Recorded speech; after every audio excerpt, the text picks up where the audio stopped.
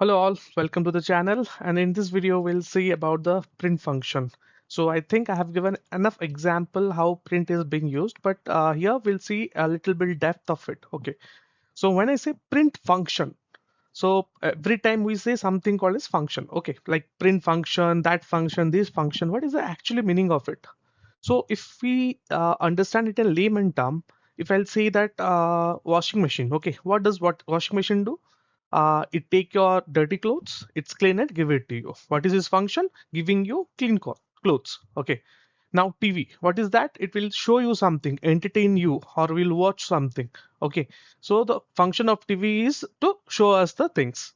Like this, everything have its own function, right? We can't expect a TV to do a cleaning and all, and the washing machine to show you something. The same way in Python, we have different functions. Okay, so each function have it a particularly work. How this particular work has been assigned with the help of our code. Okay, there are some inbuilt function, those are already written in Python, and there are some function which will write it. Okay, though we don't know how to write a function, we'll see only the inbuilt functions currently. And the first chapter, the first function chapter is the print function. So we'll see what does this print do. Okay, I'll give you certain examples and we'll see how does this work. Okay, let me share my VS Code. Okay, now I have already spoke regarding this, that what this print function do. It will give whatever is written inside this bracket and this inverted comma, right? It will print those things as an in your output. Okay, in your console. When I say console, it's an output. In your screen, it will show it. Okay, let me do it. Let me try to do it. So everything inside this comma, this sorry, inverted comma and this bracket, it will print the same thing. We have written here hello world. So you can see hello world is written. We have written welcome to Python. Welcome to Python is being printed in the screen. Okay. Now printing multiple arguments. When I say arguments, if you'll see it clearly, closely, no, you see that my name is, it's written in this inverted comma. Then we have given a comma. Then after that, again inverted comma, I have written Upahar. Okay, so my name is one argument, Upahar is another argument. Okay, here what was happening? No, everything was written inside this hello world. These are not two arguments because it was written inside the same inverted comma. Okay, here you can see the inverted comma started here, ended here, then a comma, then again some inverted comma started here and ended here. Okay, now how we print multiple arguments? Okay, it will do nothing. It will just sum it. Okay, my name is, it will give a space, then whatever the second argument is, no, it will print it likewise. Okay, let's see it.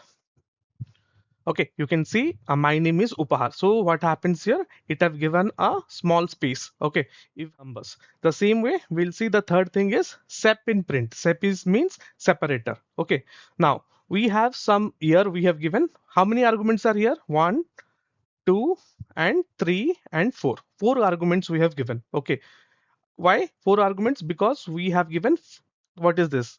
Comma. Okay, so we have given 4 arguments, but this will not be considered as an argument. Okay, this will not be considered argument. Why? So what is a separator means? So we have 3 things: 2026, 07, and 09. What we are saying that instead of giving the space, no, give this hyphen. Okay, give that. So we'll see it. So you can see 2026, 7, and 9. Instead of hyphen, I'll write, you give slash. Okay, can it do it? You can see, right? The things are getting printed, but they are getting separated by one slash. So you can choose what kind of separator you want to use. Okay, I will give hi and I'll print. So you can see, just a minute, it's running. You can see 2026 hi, 07 hi, and 09. Okay, like this, the separator will be used. We'll see end of print. Okay, now by default, no, if I'll run it, no, hello will be printed first, then the world will get printed. Okay, if I run it, you can see hello got printed, in the next line world got printed. So what happens here? Hello got printed, then we entered the enter thing, then the world is printed. So like for first thing, then the second thing. Now this also we can have a control on it. Okay, now I don't want this one like hello and world to be printed in a separate thing. I want the end should be with a small space. Okay, if I print it, You can see hello world. So there is a space. So here what was happening, two lines were getting printed here, the single line, and we have given and as a space. That's why same thing. Now I'll give and as no space. I'll remove it. So what it will be done? It will print hello world together. Got it? Yeah. Next we'll see separator and together. So we have seen separator, we have seen and together, and now we'll like see both the together how they are working. Okay, now print is name, age, course. Okay, separator I have given as this one, and I have given a symbol check. Then I have given slash n. Slash n means new line. Okay, I have given slash n means new line. Second, I have given Upahar 34 Python. Separator is this. Now let's print it and see what happens here. Okay, you can see it. Name, age, course. Okay, name, age, course. How they are being separated? We have given this command, this line. Okay, that's why it is printing this one. Okay, and we have given make it a check mark. You have given a check mark. Then we have given slash n. That's why a second line has been started here. Okay, now in the second example, you will see slash n is not there. Okay, this new line is not there. So what will we do if we'll run it? See, everything got printed in the same line. No second line was created because here we have given and as slash n. That's why it started with a new line. Though we haven't given a slash n, it will not start with a new line. Slash n, always remember a new line. Okay. Now formatted line example. Now we have given variable name. The value is Upahar. Three variables, name, each course, and we have given respective values to it. Okay. Now I have print statement where I'm giving that student name, I'm giving name, age, I'm giving age, course, I'm giving course. What will happen? This name will go here. It will check what value is there inside it. Here Upahar is there. So at the time of printing, it will print the value, not the variable. Okay, let's see it. So you can see how student name is Upahar.